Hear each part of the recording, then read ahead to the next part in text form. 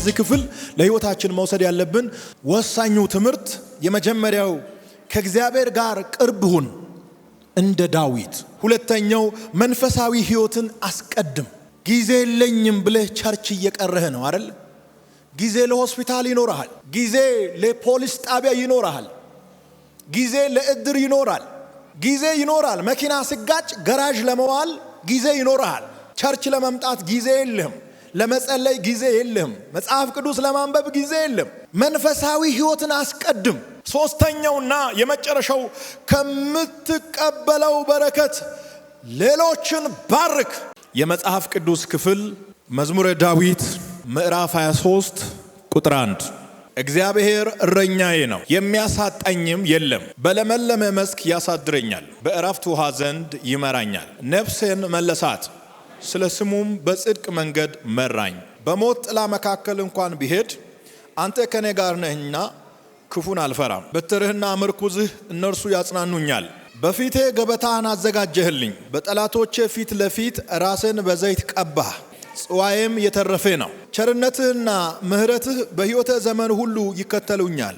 በእግዚአብሔር ቤት ለዘላለም እኖራለሁ። የመልእክት ርዕስ የተቀባ ሕይወት የሞላ ጽዋ። መዝሙረኛው ዳዊት ምዕራፍ 23 ቁጥር 1 ጀምሮ እስከ 7 ድረስ ባለው ክፍል ስለ ተቀባ ሕይወትና ስለ ሞላ ጽዋ ይናገራል። የተቀባ ሕይወት ምንድነው?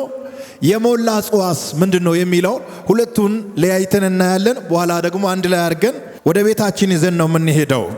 እስኪ አንድ ሰው ከኔ ጋር የተቀባ ሕይወት ይበል። ድገሙልኝ። የተቀባ ሕይወት። ቀጣዩስ የሞላ ጽዋ። እነዚህ ነገሮችን ምንድነው የሚያገናኛቸው? የተቀባ ሕይወትና የሞላ ጽዋ እንዴት ይገናኛል?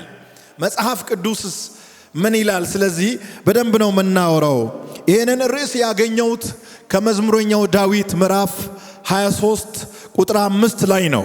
በዋናነት ርዕስን የመዘዝኩት ምዕራፍ 23 ቁጥር 5 ካለው ክፍል ነው። የተቀባ ሕይወትና የሞላ ጽዋ ሲነሳ የተለየ ሕይወት ይገኛል። ሁለተኛው የተከበረ ሕይወት፣ ሶስተኛው በበረከት የተሞላ ሕይወት። እነዚህ ፓኬጆች ዛሬ በሕይወታችሁ ይገለጣሉ። አጠገብ ያለውን ሰው የተለየ ሕይወት አለኝ በለው። እኔ በለው እኔ ከእግዚአብሔር የተነሳ የተለየ ሕይወት አለኝ፣ የከበረ ሕይወት አለኝ፣ በበረከት የተሞላ ሕይወት አለኝ። እኛ የተለየ ሕይወት አለን። እነዚህ ሶስቱ ነገሮችን በዳዊት ሕይወት እንመለከታለን። ዳዊት የተለየ ሕይወት ነበረው። ዳዊት የከበረ ሕይወት ነበረው። ዳዊት በበረከት የተሞላ ሕይወት ነበረው። ምዕራፍ 23 ከቁጥር 1 ጀምሮ እስከ 7 ድረስ ባለው ክፍል እነዚህ ነገሮችን በቀላሉ ማግኘት እንችላለን። የተቀባ ሕይወት ማለት ምን ማለት ነው? ባጭሩ ለመናገር ያህል የተቀባ ሕይወት ማለት በመጽሐፍ ቅዱስ ስርዓት ወይም መጽሐፍ ቅዱስ በሚያብራራበት ማብራሪያ መሰረት የተቀባ ሕይወት ማለት የመመረጥ የመቀደስና የኃይል ምልክት ነው። መቀባት ሶስት ነገሮችን ያመለክታል። አንድ ሰው ተቀባ ማለት ወይም ተጠራ ማለት ሶስት ነገሮችን ያመጣል። የተቀባ ሰው ማለት የተመረጠ ሰው ማለት ነው። መመረጥ አለ መቀባት ውስጥ። ሳትመረጥ አትቀባም። ለመቀባት መመረጥ አለብህ። ከወንድሞቹ መካከል ዳዊት ተመረጠ፣ ተመርጦ ተቀባ፣ በቀንድ ዘይት ተቀባ። አሜን አሜን። መቀባት ውስጥ መመረጥ አለ። በዚህ ዓመት እግዚአብሔር የሚመርጠው ሰው አለ። ለልዩ ዓላማ፣ ለስፔሻል ጉዳይ እግዚአብሔር ከወንድሞች መካከል ይመርጣል። እግዚአብሔር ከቤተሰቦች መካከል ለይቶ ይመርጣል። ለተለየ ዓላማ ትመረጣለህ። ለተለየ ዓላማ ትቀባለህ። ለተለየ ዓላማ ትሾማለህ። እስኪ አንድ ሰው ከኔ ጋር አሜን ይበል። ሃሌሉያ። መቀባት ማለት ሁለተኛው መቀደስ ነው። አንድ ሰው ይመረጣል፣ በሚቀጥለው ስቴፕ ይቀደሳል። መቀደስ ማለት መለየት፣ በንጽህና መገኘት፣ እግዚአብሔርን መምሰል፣ ብዙ ነገሮችን ሊያካትት ይችላል። ስለዚህ ሁለተኛው መቀባት ማለት መቀደስ ማለት ነው። ሶስተኛውና የመጨረሻው መቀባት የኃይል ምልክት ነው። ከተቀባ ሰው ጋር አትጋጭ የሚለው ለዚህ ነው። አራተኛ ክፍል ነው። ነገር ግን አገር ያንቀጠቅጣል። ኃይል አለው። ልዩ ኃይል ይከተለዋል። ከተቀባ ሰው ጋር አማርኛ አይችልም ብለህ አትጋጭ። ከተቀባ ሰው ጋር መኪና የለውም ብለህ አትነካካ። ከተቀባ ሰው ጋር ወፍራም ገንዘብ የለውም ብለህ አትላተም። የተቀባ ሰው ሁሉ ጊዜ በኃይል ይወጣል። የተቀባ ሰው መገለጫው የእግዚአብሔር ኃይል ነው። የተቀባ ሰው ስል እንደው ነቢያትን ብቻ ፒክ አታድርጉ። በአዲስ ኪዳን ያላችሁ ሁላችሁም ተቀብታችኋል። ፍጥረታዊ ሰው አይደለህም። አንድ ልዩ የሚያደርግ ጉዳይ አለ። ተቀብተሃል፣ ተቀብተሻል። የተቀባ ሰው ሌላ ቋንቋ አያወራም። ቋንቋው እኛ የምናወራው ቋንቋ ነው። እኛ የምንበላውን ይበላል። እኛ በምንመላለስበት መንገድ ይመላለሳል። እኛ የምንሆነውን ሁሉ ይሆናል። ነገር ግን አንድ ለየት የሚያደርግ ነገር አለው። ኃይል። እስኪ አንድ ሰው ኃይል ይበል። ድገሙልኝ። ዳዊት የተቀባ ሰው ነው። ስለዚህ መቀባት መመረጥን ያካትታል። መቀባት መቀደስን ያመለክታል። መቀባት የኃይል ምልክት ነው። እኔ ተመርጫለሁ ለማለት አላፍርም። እኔ ተቀድሻለሁ ለማለት አላፍርም። እኔ ከኃይል ጋር ነው የምንቀሳቀሰው ለማለት አላፍርም። እኔ ውስጥ ያለውን ኃይል አውቃለሁ። አሜን አሜን። ሊካባሲያና ኃይለኞችን ልክ የሚያስገባ ኃይል ከኛ ጋር ነው ያለው። የኃይለኛውን ኃይል የሚሰብር፣ የኃይለኛውን ቀንድ የሚሰብር። ታምናላችሁ? እግዚአብሔር ምስክሬ ነው። በዚህ ወር በኃይለኛው እጅ ካቴና አስገብተህ ትበዘብዛል። እንዲህ እያየ ወርቁን እያየ የተያዘውን የሥራ በር እያየ የተበላሸብህን ነገር እያየ ፋይናንስህን እያየ እንዲህ እኮ አስረዋል። እጁ ላይ ካቴና አስገብተዋል። ኃይለኛውን አስሬ በቱን ትበዘብዘዋል።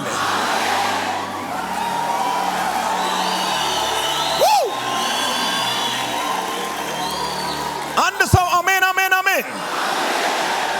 ስለ መቀባት ሲነሳ ቅባት የነካቸው ሰዎች መቋቋም አይችሉም። ቅባት ሲነሳ ብረር የሚላቸው ሰዎች አሉ። ቅባት ሲነሳ አርፎ መቀመጥ የማይችሉ ሰዎች አሉ። አኖይንቲንግ ባህሪው እንደዚህ ነው። ቅባት የነካው ሰው ለመገለጥ ይፈልጋል። ቅባት የነካው ሰው ለመተንበይ ይፈልጋል። ቅባት የነካው ሰው ሄዶ ከፍታውን ይቆጣጠራል። ቅባት የነካው ሰው ድንበርን ያሰፋል። ቅባት የነካው ሰው የጠላትን ደጅ ይወርሳል። ቅባት የነካው ሰው የጠላትን ኬላ እየሰበረ ይሄዳል። ዳዊት ከመቀባቱ በፊት ምን ተባለ? ተጠራ ወይም ተመረጠ። ከመቀባቱ በፊት ተመረጠ። በቀንድ ውስጥ ዘይት ሞልቶ ወደ ዳዊት የሄደው ሳሙኤል ነው።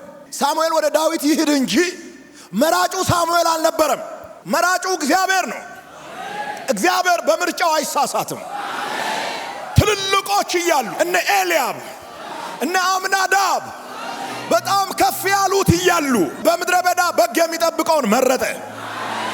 አንዳንድ ሰዎች ምርጫ ማለት መመረጥ በምላስ ይመስለዋል። መመረጥ በኤክስፒሪየንስ ይመስለዋል። በቅስቀሳ አትመረጥም። የሆነ ቲም አደራጅተህ አትመረጥም። መራጩ እግዚአብሔር ነው። አሁን የኛ መመረጥ ነፃነት ያልሰጣቸው ብዙ ሰዎች አሉ። በእኛ መመረጥ እስካሁን ድረስ አኩርፎ ቸርች የቀሩ ብዙ ሰዎች አሉ። እንዴት እሱ ይመረጣል? በጁስ እና በሃይላንድ ውሃ ያደጉት እያሉ ወራጅ ውሃ እየጠጣ ያደገ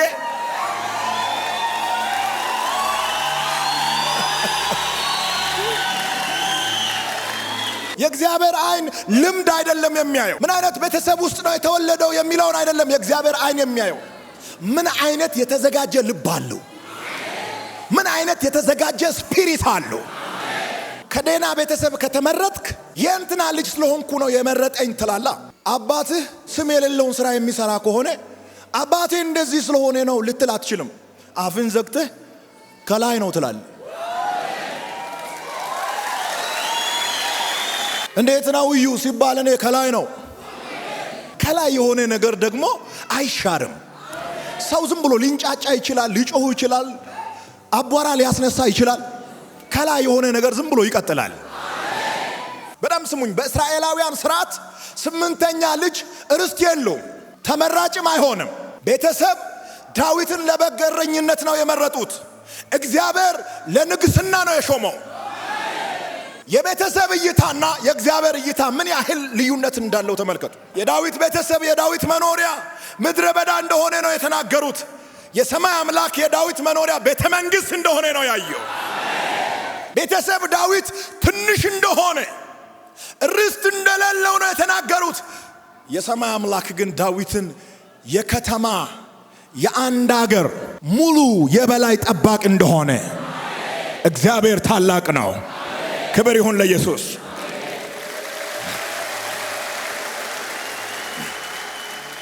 ቅባት ከነካ ለራስ ብቻ ሳይሆን ለሌሎችም ትሆናል።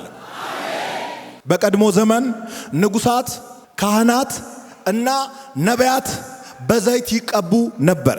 በቅባት ሳይቀባ ንጉስ አይሆንም። በቅባት ሳይቀባ ካህን አይሆንም። ንጉሳት፣ ነቢያትና ካህናት በብሉይ ኪዳን ዘመን በዘይት ይቀቡ ነበር። ለአንድ ልዩ ዓላማ የተጠራ ሰው ይቀባል። ከህዝብ መሃል ተጠርቶ ይቀባል። ከቤተሰብ መሃል በልዩነት ተጠርቶ ይቀባል። እንደዚህ ያልኩ ነው። ዛሬ ከሰዓት በኋላ ለይቶ የሚነካ አንድ እጅ ይመጣል። እስኪ አንድ ሰው አሜን ይበል። የተቀባ ህይወት በሚለው ቃል ውስጥ 3 ነጥቦችን መመልከት ይቻላል። የመጀመሪያው በእግዚአብሔር የተመረጠ ህይወት ማለት ነው። የተቀባ ህይወት ማለት በእግዚአብሔር የተመረጠ ህይወት ማለት ነው። ሁለተኛው ከሌሎች የተለየ ቅዱስ ህይወት ማለት ነው። ሶስተኛውና የመጨረሻው በመንፈስ ቅዱስ የተሞላ ኃይል ያለው ህይወት ማለት ነው። በመንፈስ ቅዱስ የተሞላ ኃይል ያለው ህይወት ማለት ነው። ምን ማለት? የተቀባ ህይወት ማለት። የተቀባ ህይወት ማለት እነዚህ 3 ነገሮችን ያካትታል። መቀባት የቅድስና ምልክት ስለሆነ የተቀባ ህይወት ማለት ከክፉ መንገድ የተለየ ለእግዚአብሔር የተሰጠ ህይወት ማለት ነው። መቀባት የቅድስና ምልክት ስለሆነ የተቀባ ህይወት ማለት ከክፉ መንገድ የተለየ ለእግዚአብሔር የተሰጠ ህይወት ማለት ነው። መቀባት ደግሞ ኃይልን ያመለክታል። ይህ ማለት በራስ ብቻ አይደለም የምትኖረው። የእግዚአብሔር ኃይል ካንተ ጋር ነው። ይህ ኃይል በፈተና ላይ እንድትቆም፣ በችግር ውስጥ እንድትቀጥል እና በመጨረሻ እንድታሸንፍ ያግዛሃል። ሌላኛው የተቀባ ህይወት ማለት የምስክርነት ህይወት ማለት ነው። ሁል ጊዜ ከምስክርነት ጋር የሚንቀሳቀስ ህይወት። የተቀባ ሰው ህይወት ለሌሎች ምሳሌ ይሆናል። በቃል ብቻ አይደለም፣ በኑሮ ራሱ እግዚአብሔርን ይገልጣል። ሰዎች ባንተ ህይወት የእግዚአብሔርን ሥራ ያያሉ። የተቀባ ህይወት የሚለውን ስናጠቃልለው በእግዚአብሔር የተመረጠ የተቀደሰ በኃይል የተደገፈ እና ለሌሎች ምስክር የሚሆን ህይወት መኖር ማለት ነው። የስብከተ ርዕስ የተቀባ ህይወት የሞላ ጽዋ ነው የሚለው። ስለዚህ እነዚህ ሁለቱ ነገሮች እንዴት ተገናኙ? ስለ መቀባት አይተናል ባጭሩ። ስለ ሞላ ጽዋ ደግሞ ማየት አለብን። የሞላ ጽዋ ምንድን ነው? የዚህ ቃል መዝጊያ በጣም አስደናቂ ነው። እስኪ የሞላ ጽዋ ይበል አንድ ሰው። ምዕራፍ 23 ቁጥር 1 ጀምሮ እስከ 7 ድረስ ያለውን ክፍል ስታነቡ የምታገኙት ጽዋዬ ምን ያለ ነው? የተረፈ ነው። እጥረት አለብህ አይደል? አሁን እንደዚህ የሚያደርግ ይሆን? እንደዚህ ለቀቅ ማያደርግ ነገር በኢየሱስ ስም ለቀቅ ትላለህ። እጥረት ከእጥረት ውስጥ ትወጣለህ ነው ያለው። ይሄ እዚህ ያለ እጥረት፣ እዚህ ያለ እጥረት፣ እዚህ ያለ እጥረት፣ እዚህ ያለ እጥረት፣ የጤና እጥረት፣ የፋይናንስ እጥረት፣ የእውቀት እጥረት፣ የጤና እጥረት፣ የኢኮኖሚ እጥረት በኢየሱስ ስም ይነቀላል። ንገረው እንደገና ከእጥረት ውስጥ ትወጣለህ በለው። የምትፈልገውና የምትመኘውን እንዳትሆን የሚከለክል የእጥረት መንፈስ የተሰበረ ይሁን። ያው እያየ ሰበርኩ፣ ፊት ለፊት ላይ ሰበርኩ፣ ከመንገድ ላይ ሰበርኩ፣ ከቢዝነስ ላይ ሰበርኩ፣ ከአገልግሎት ላይ ሰበርኩ፣ ከህልም ላይ ሰበርኩ። እጥረት የተሰበረ ይሆን። እጥረት ተሰበረ። ፌለሪቲ ጭንገፋ ተሰበረ። ጨለማ፣ ሞት፣ ባዶነት፣ ሐዘን፣ ለቅሶ፣ ስቃይ እስኪ ደግማችሁ ተሰበረ።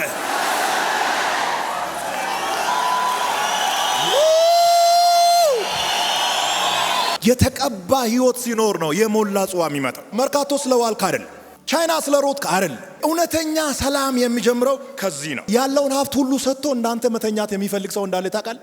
እስከ 3 ሰዓት አንድ መኪና ነርቶ እስከ 6 የሚቀይር፣ ከ6 በኋላ እስከ 9 አንደኛው ነርቶ እስከ 12 ሰዓት የሚቀይር፣ የለቅሶ የክለብ የመዝናኛ እያለ ለመኪናዎች የተለየ ስም ሰጥቶ ሀብት እስከ አፍንጫ የደረሰው ግን የማይተኛ አንተን የሚመኝ ሰው ይሄን ሁሉ ወስዶ በሰላም በተኛው የሚላል። አንተ አሁን ዝም ብለህ ስለምተኛ እያልክ ስለምተኛ ቀላል ይመስልሃል። በእውነት እላለሁ አንተ ውስጥ የሰማይ ሰላም ይፈሳል። ማታ ተኝታችሁ ያደራችሁ እግዚአብሔርን አመስግኑ።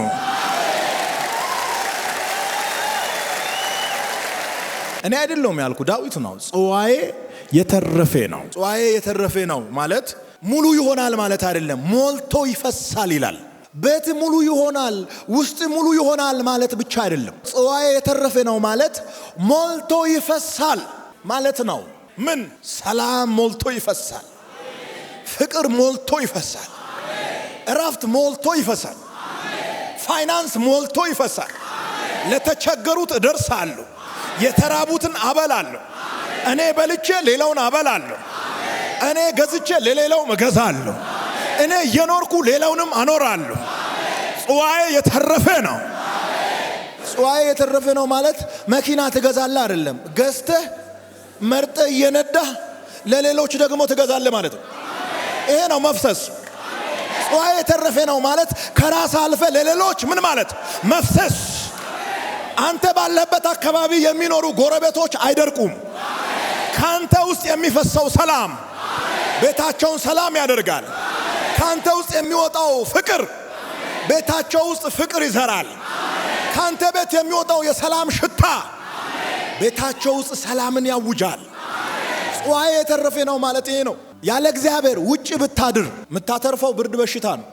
ብርድ መቶኛል ነው የምትለው እንጂ ምንም ውጤት አታመጣም። እነ ጴጥሮስ ውጭ ያደሩ ምንም አልያዙም።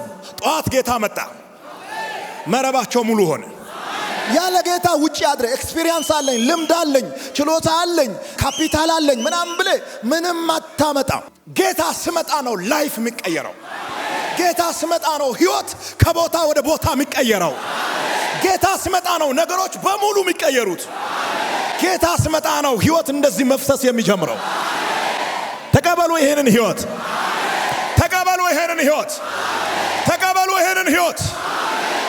ያለ ጌታ ሮጠህ አይሞላል። ያለ ጌታ ሮጠህ አታሳካም። ያለ ጌታ ሮጠህ ምንም የሚቀየር ነገር የለም። ጌታን አስቀድም፣ ምራኝ በል፣ አግዘኝ በል። በጌታ ፊት መሸነፍን ለማውራት ታፍራለህ? 10 ዓመት 20 ዓመት 30 ዓመት ብቻዬ ታግያለሁ፣ ሞክሬያለሁ፣ አሁን አልቻልኩም፣ እንካ መሪውን ላንተ ሰጥቻለሁ ስትል ጌታ ይመጣና ነገሮቹን ወደ ቀኝ ጣል ይላል። ከዛ የተደበቁ አሶች እየመጡ ይገባሉ። አንዳንድ ሰዎች ራሳችሁን የገደባችሁ እናንተ ናችሁ። ሟርትም አይደለም፣ ሰይጣንም አይደለም፣ ጎረቤትም አይደለም፣ ራስን በራስ ነው የገደብከው።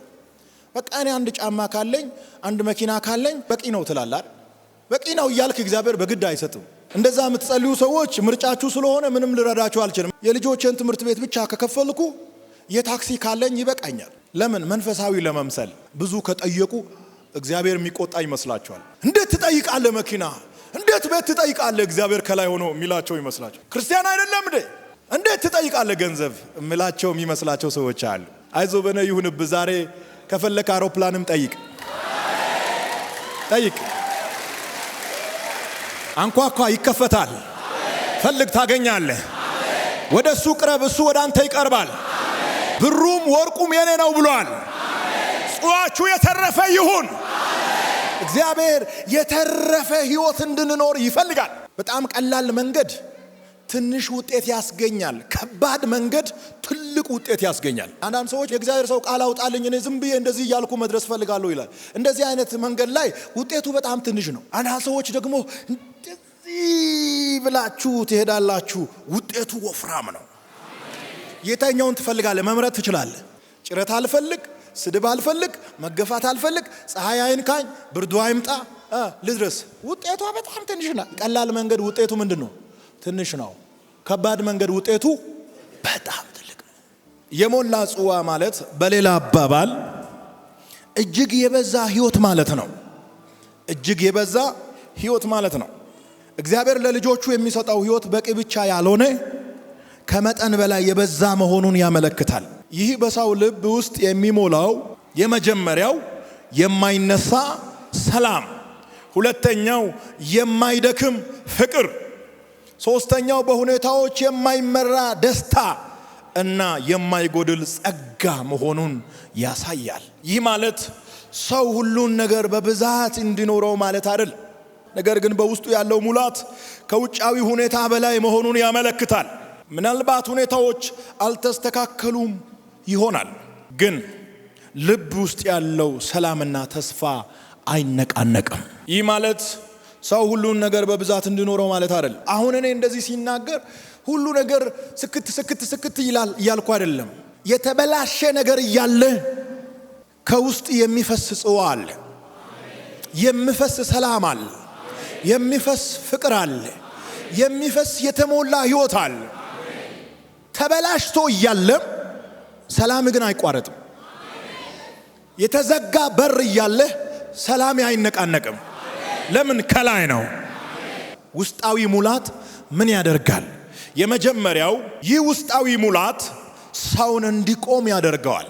በችግር ውስጥ በሐዘን ውስጥ እንዳይነቃነቅ ጸንቶ እንዲቆም ያደርጋል። ውስጣዊ ሙላት። እስኪ አንድ ሰው ውስጤ ሙሉ ነው ይበል። ሁለተኛው ውስጣዊ ሙላት በችግር እንኳን እንዲቀጥል ኃይል ይሰጠዋል። በችግር ውስጥ ቢሆን እንኳን እንዲቀጥል ኃይል ይሰጠዋል። ሶስተኛው በጭንቀት መካከልም ደስታ እንዲያገኝ ያግዛል። ስለዚህ የሞላ ጽዋ ማለት ውጫዊ ሁኔታ ምንም ይሁን ምን ውስጣዊ ሕይወት የማይነቃነቅ መሆኑን ያሳያል። ጽዋ ሲሞላ ከውስጡ ይፈሳል። ጽዋ ታውቃላችሁ፣ ሲሞላ ምን ይላል? ይፈሳል። ይህ ማለት የተቀባ ሰው በረከት በራሱ ላይ ብቻ አይቆምም፣ ለሌሎች ይደርሳል። በአንተ ሕይወት ሌሎች ሰዎች ደስታ፣ ተስፋና መጽናናት ያገኛሉ። በሕይወት እግዚአብሔር እጥረት እንዳይኖር ያደርጋል። እጥረት የሚባል ነገር በሕይወታችሁ እንዳይኖር ያደርጋል። ከዚህ በኋላ ይሄ ቃል በእናንተ ሕይወት ይሆናል። የሞላ ጽዋ ያለው ሰው የምስጋና ሕይወት ይኖራል። ሁል ጊዜ ምስጋና ያቀርባል። ምክንያቱም ያለው ነገር ከበቂ በላይ እንደሆነ ያውቃል። የሞላ ጽዋ ማለት በእግዚአብሔር በረከት የተሞላ የሚፈስ ለራሱ ብቻ ሳይሆን ለሌሎችም የሚሆን ሕይወት ማለት ነው። ይህ የሚያመለክተው በቂ ብቻ ሳይሆን ከመጠን በላይ የሆነ በረከት። ሁለተኛው የደስታ የሰላምና የጸጋ ሙሉነት። ሶስተኛው ለሌሎች የሚፈስ ሕይወት። እግዚአብሔር ሕይወታችንን ባዶ አይተውም፣ ይሞላዋል፣ ያፈሳል። የተቀባ ሕይወትና የሞላ ጽዋ እንዴት ይገናኛሉ ሲባል የተቀባ ሕይወት የተቀባ ጽዋ መሰረት ነው። የሚፈስ ጽዋ የሚመጣው ከተቀባ ሕይወት ውስጥ ነው። ስለዚህ የተቀባ ሕይወት ካላችሁ፣ የተቀባ ሕይወት ከተሰጣችሁ የሚፈስ ጽዋ አላችሁ። በሌላ አባባል ሙሉነት ወይም በረከት የሚለውን ቃል ያጠቃልላል። ሁለተኛው መንፈሳዊ ሕይወት፣ የሞላ ሕይወት፣ ጉድለት የሌለበት ሕይወት፣ ሰላማዊ ሕይወት። እግዚአብሔር ካለ እጥረት የለም። ንገረው አጠገብ ያለውን ሰው እግዚአብሔር ካለ እጥረት የለም በሉ። መዝሙረኛው ዳዊት ምዕራፍ 23 ቁጥር 1 ጀምሮ እስከ 7 ድረስ ያለውን ክፍል ጠቅለል አድርገን በምናይበት ጊዜ ዋናው መልእክቱ ምንድን ነው? የመጀመሪያው እግዚአብሔር ይመርጣል። እግዚአብሔር ይመርጣል ካላችሁ በኋላ ቀስቱ ይቀባል። ይቀባል ካላችሁ በኋላ ይሞላል። ይሞላል ካላችሁ በኋላ ያፈሳል። እግዚአብሔር ይመርጣል የሚለው ቃል ጋር ስትደርሱ ቀስቱ እግዚአብሔር ይቀባል ወደሚለው ይመራል። እግዚአብሔር ይቀባል ወደሚለው ስትደርሱ እግዚአብሔር ይሞላል። እግዚአብሔር ይሞላል ወደሚለው ስትደርሱ እግዚአብሔር ያፈሳል። ከዚህ ክፍል ለሕይወታችን መውሰድ ያለብን ወሳኙ ትምህርት የመጀመሪያው ከእግዚአብሔር ጋር ቅርብ ሁን እንደ ዳዊት። ሁለተኛው መንፈሳዊ ሕይወትን አስቀድም። ጊዜ የለኝም ብለህ ቸርች እየቀረህ ነው አይደል? ጊዜ ለሆስፒታል ይኖርሃል። ጊዜ ለፖሊስ ጣቢያ ይኖርሃል። ጊዜ ለእድር ይኖራል። ጊዜ ይኖራል። መኪና ሲጋጭ ገራዥ ለመዋል ጊዜ ይኖርሃል። ቸርች ለመምጣት ጊዜ የለህም። ለመጸለይ ጊዜ የለህም። መጽሐፍ ቅዱስ ለማንበብ ጊዜ የለም። ከዚህ ክፍል የሚሰጣችሁ ትምህርት መንፈሳዊ ሕይወትን አስቀድም። ሶስተኛውና የመጨረሻው ከምትቀበለው በረከት ሌሎችን ባርክ። መዝሙረኛው ዳዊት ምዕራፍ 23 ቁጥር 1 እስከ 7 ድረስ ያለው ክፍል ዋና መልእክት እግዚአብሔር ይመርጣል፣ ከዛ በኋላ ይቀባል፣ ከዛስ ይሞላል፣ ከዛስ ያፈሳል። ሞልቶ እንዲፈስ ያደርጋል። አንዳንዱ አይነግድም፣